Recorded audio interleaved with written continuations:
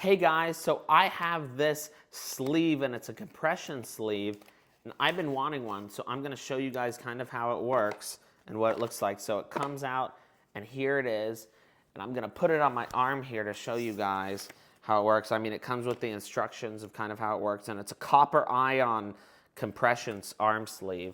So this is perfect, and I got the right size. So you simply put it on like that, and then there you go. Ooh, I like this. So you could put it up how you want it. I mean, I'll probably put it right there.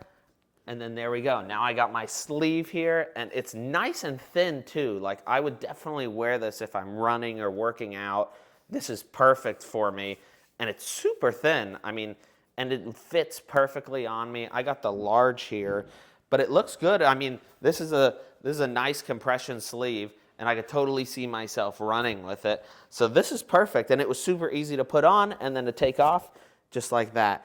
And it's got around the top here this kind of lining that'll make it so that it's not abrasive on you, but it'll hold it in place so it doesn't keep sliding up and down whenever you're running or doing an activity. And it's nice, it's thin, and it's the compression sleeve. So this is perfect, and I give it a thumbs up.